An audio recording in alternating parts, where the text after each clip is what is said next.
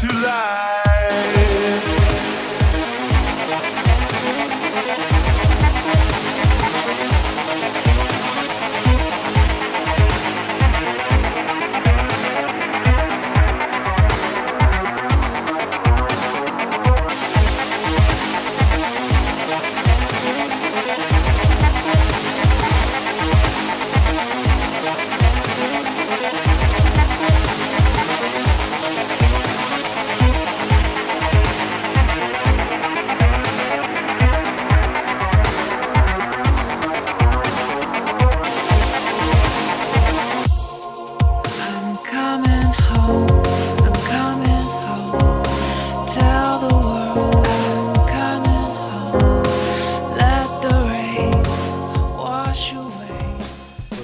Witamy w kolejnej recenzji SCD-TV dla Gunfire.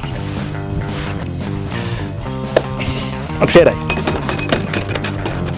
Tada! Moi drodzy, jest to replika karabinka automatycznego M27 IR, czyli po naszemu jest to HK416 z dłuższą szyną i cięższą lufą. Dla marysiaków. Licencję na produkty HK w świecie airsoftowym ma firma Umarex, natomiast najlepsze produkty HK w świecie airsoftowym robi prawdopodobnie firma WFC. WFC zrobiło dla Umarexa replikę M27 IR, którą mamy tutaj. To, co odczuwamy biorąc tą replikę do ręki, to jest po prostu erekcja. Pełen zestaw oznaczeń, co prawda nie laserowo wypalanych jak w oryginale, tylko tam jakoś malowanych, ale i tak wygląda to świetnie. Co by tego było mało? Poczekaj, gdzie zjedziesz. Co by było mało, to nie dość, że dostajemy taką repliczkę. Fakt, że stejka. To i tego wrzuciliśmy. Dostajemy jeszcze wielkie pudło plastikowe, oczywiście ze znaczkiem HK. Ci, co mieli kiedyś do czynienia z replikami z Kara od VFC, to wiedzą, że jeśli dobra replika zawsze zasługuje na dobre pudełko. Tak, tylko że tamci jeszcze mieli, prawda, pudełko plastikowe bez gąbki, a tutaj mamy już prawdziwą gąbeczkę, wyściółkę. Naszej repliczce nic się nie stanie. Dobrze. Przejdźmy do zbliżeń. Ok.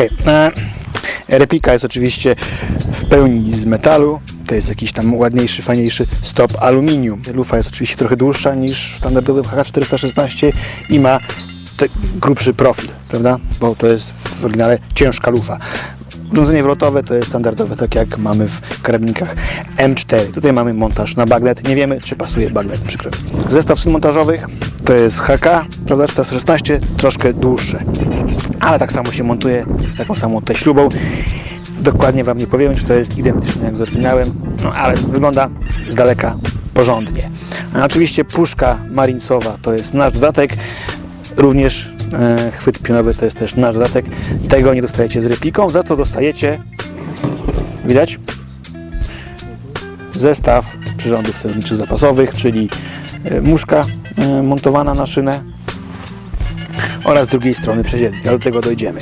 Idziemy dalej. Komora spustowa i komora zamkowa, czyli lower upper. Oczywiście pełne oznaczenia, piktogramy. O, tutaj się wdało nam 6 mm, no ale trudno co robić. Mamy działający zwalniacz atrapy suwadła. Ping!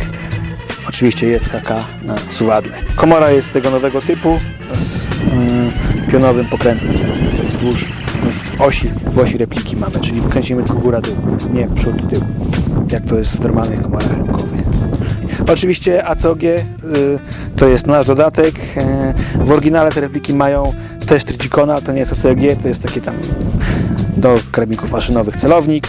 Tego nie ma na rynku airsoftowym. Bardziej odpowiednie byłyby repliki ACOG-ów ze światłowodem, my tego nie mamy, ale i tak wygląda fajnie, bo ma flash hider. Jak już mówiliśmy, jest oczywiście przeziernik, taki podobny do kacowskiego, taki sam jak w oryginalnym M27. Chwyt pistoletowy, profilowany charakterystycznie dla HK416, czyli taki, kurde, obły. Nie wiem, mi się one nie podobają, ale są w miarę wygodne. No i monumentalna kolba z taką fajną gumowaną stopką. Tak nam się wydaje i oczywiście znaczkiem HK. Bateria mieści się w kolbie, trzeba to przekręcić i wyjąć. I tutaj mieścimy bateryjki. Więc tak, mieszczą się te takie podrójne LiPo 11, da radę, ale używanie LiPo 11 na tej rybice w stoku nie jest wskazane.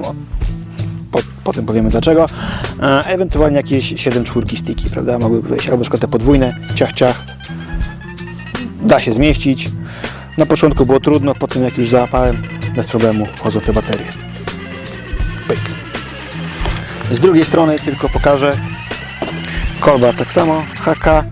Jest, prawda, uchwyt na zawieszenie. Jesteś? Teraz na komorę przychodzimy.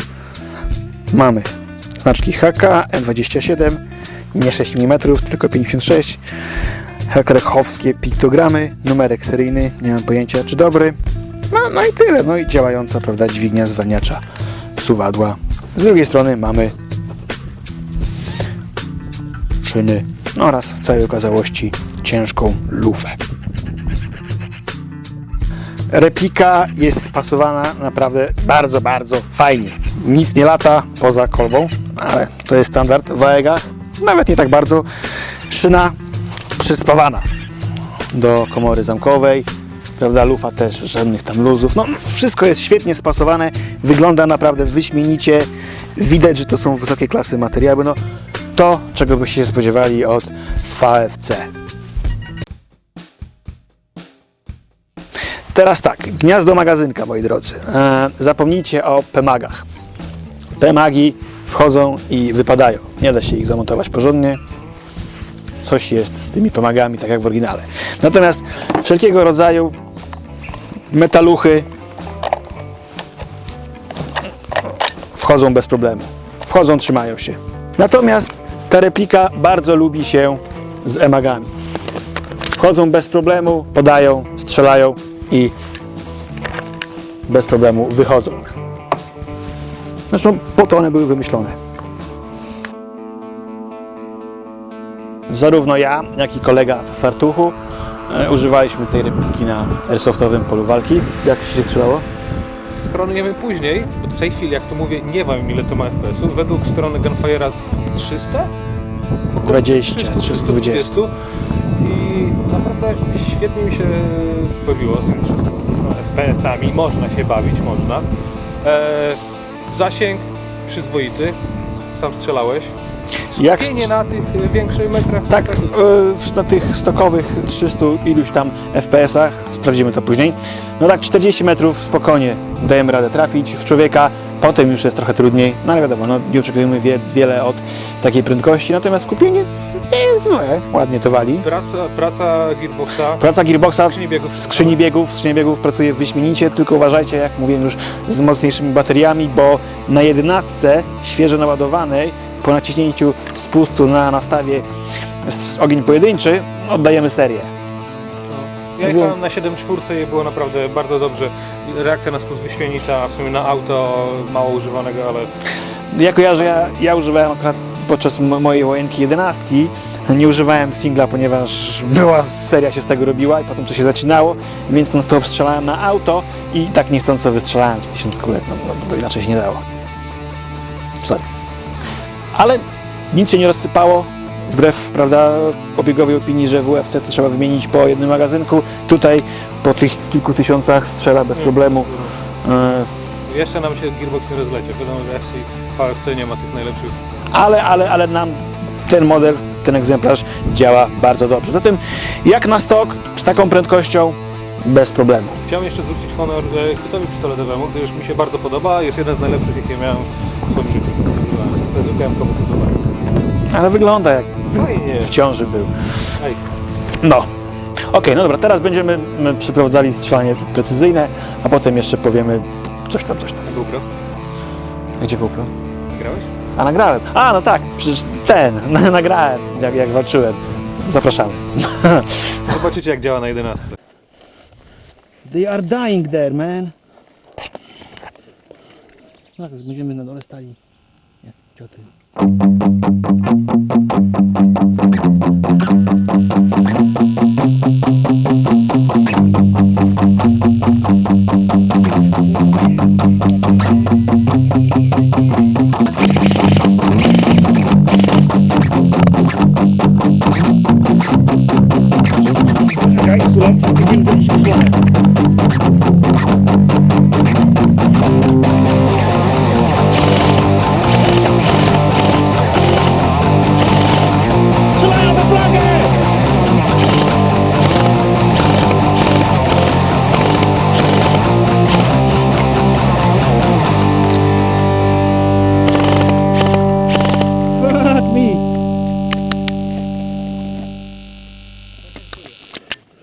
Polska.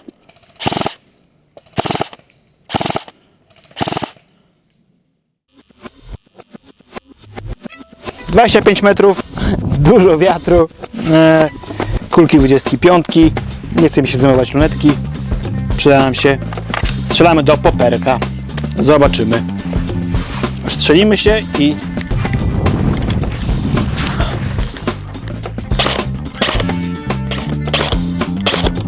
dobra, jak już się strzeliliśmy,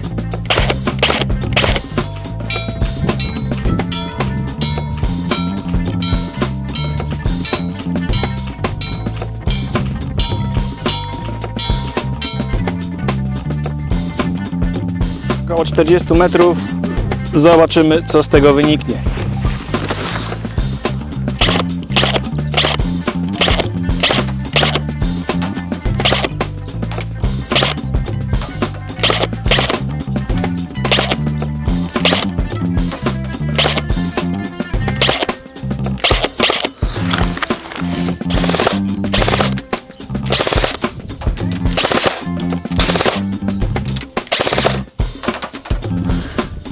Kulki nam uciekają przez wiatr,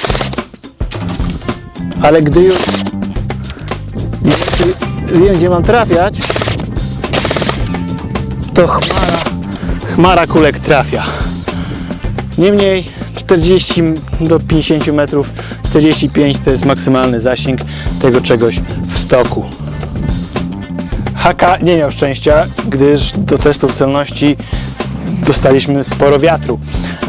Niemniej 25 metrów popper, jak już się człowiek wstrzeli, no to kulki lądują w tym samym miejscu. Widziałeś? Widziałem. Tak, Bardzo ładnie. bardzo ładnie. Natomiast przy 40 metrach do większego celu, no to już trzeba było brać poprawkę i na wiatr, bo celowałem bardzo z boku, troszkę na lunetę. Jak się wstrzeliłem, na tych 40 metrach jeszcze trafiał w cel mniej więcej wielkości człowieka. Ale to już jest jakby te 45 metrów, to jest maksymalne, to co ta broń może zrobić teraz. No dobrze, moi drodzy, podsumowując. No tak, jeśli chcecie M27, nie macie innej opcji. Nie ma bazy, po prostu stajemy tylko z VFC i numerek. Ktoś chce... Sobie przerabiać jakieś tam bojacze czy inne, no to powodzenia, nie wiem czy im się uda. Nawet jak się uda, to koszt końcowy będzie zbliżony do nowego. Teraz tak, jeżeli chcecie z tego zrobić coś porządnie parasnajperskiego, to wiadomo, że trzeba będzie zainwestować w środek. Tak nam mówią, my o tym nie wiemy, ale tak jest ogólne przekonanie, że jeżeli chcemy VFC zupgrade'ować, albo jak to się mówi po polsku? Dopalić, no to wiadomo, że trzeba zainwestować w środek. Natomiast jeśli chodzi o zewnętrze, no to nie ma sobie równych, jeśli chodzi o tą replikę. Dokupić co? Dokupujemy AKOG, rączkę i... Rączkę, tam zawieszenie, tam nam powiedzieli, że to musi być zawieszenie Blue Force Gear, dwójnik taki ze sprężynkami, fajniejszy AKOG i macie po prostu zabawkę do Reko wspaniałą. Z drugiej strony, jak ktoś się bawi w Reko, to nie strzela, to... No to tym bardziej musicie inwestować. Po prostu macie prosto z pudełka takie cacuszko. Jedyny problem to jest taki, że to nie jest tanie. Nie. To jest jednak droga replika 1800, okolice 2000. Ale słuchajcie, jeśli ktoś się bawi już w ten sport trochę czasu, to wie, że za niektóre rzeczy po prostu trzeba zapłacić. Słuchajcie, kupując malucha nie przerobimy go na Porsche, prawda? No wiecie, można skupić sobie jakąś remkę, prawda, z firmy nie wiadomo jakiej, włożyć tam jakiś cud bebechy i to będzie strzelało zajebiście, ale nie będzie wyglądało tak jak to. Nigdy. Po prostu. Ktoś chce HK 416, tam M27, to jeśli ktoś wie, że VSC robi dobrą robotę, to doceni to. Zresztą w tej chwili chyba nawet nie ma innej 416 na rynku, jeśli to się, bo to już krótszą wersję. Czy są te takie, prawda, no-name'y, ale wiadomo, że to jest to. Za VSC stoi wykonanie, to jest naprawdę, wyżej nie ma. Nie. A jak znajdziecie, to na pewno to nie będzie zwykła, tylko jakieś tam PTW albo jakieś customowe za naprawdę wiele worków pieniędzy. Zatem the choice is yours.